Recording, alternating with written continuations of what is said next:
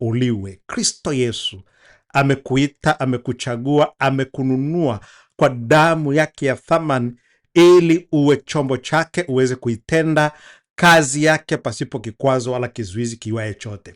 Hii itawezekana kwako pale ambapo unakubali kwanza kuokoka. Ukikubali kuokoka, mambo mengine yote yanaweza kukaa vizuri kabisa kwako bila kikwazo wala kizuizi kiwaye chote. Anasema wazi katika Mathayo Mtakatifu sura ya 5 na mstari wa 13 na wa 14, ninyi ni chumvi ya dunia, lakini chumvi ikiharibika itiwe nini hata ikolee? Haifai tena kabisa, ila hutupwa nje na kukanyagwa na watu.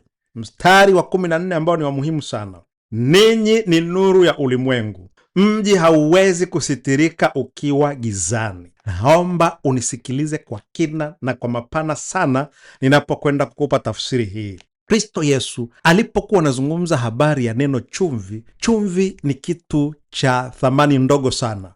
Unaweza kupata chumvi kuanzia 100, 200, 300 mpaka 500 na ikakutosha na ikawa ya muhimu sana, ikaleta ladha katika chakula. Sijawahi kuona nyumba yoyote katika nchi ya Tanzania na nje ya nchi ya Tanzania watu wakaidharau chumvi, japokuwa ni ya thamani ndogo. Wanaweza kupika chakula cha gharama kubwa cha mamilioni ya shilingi, lakini ikikosekana chumvi ya shilingi 500, kile chakula kinakosa ladha. Hali kadhalika na wewe ukimpokea Kristo Yesu, unafanyika mtu wa thamani.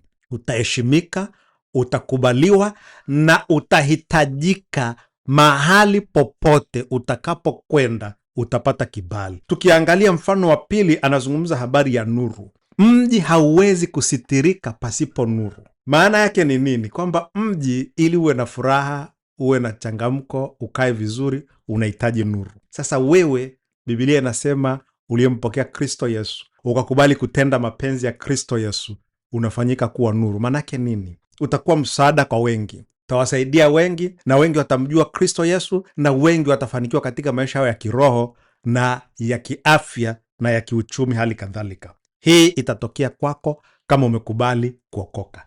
Ikiwa hujaokoka, fungua simu yako, eneo la message, andika neno kuokoka, tumba kuja kwa namba hii ya 0755 700 820, kisha utapata maelekezo madhuri kabisa ni kwa jinsi gani unaweza kuokoka. Na hatua ya pili, ujifunze ili uwe na maisha yenye ushindi, uwe chumvi ya kweli ya dunia, wewe mwenyewe ufanikiwe na usaidie wengine wafanikiwe, na uwe nuru, mwanga wa kuwaangazia wengine watoke gizani waingie katika nuru ya Kristo Yesu. Ukae na amani ya Bwana wetu Yesu Kristo hadi tutakapoonana tena wakati mwingine. Bye bye.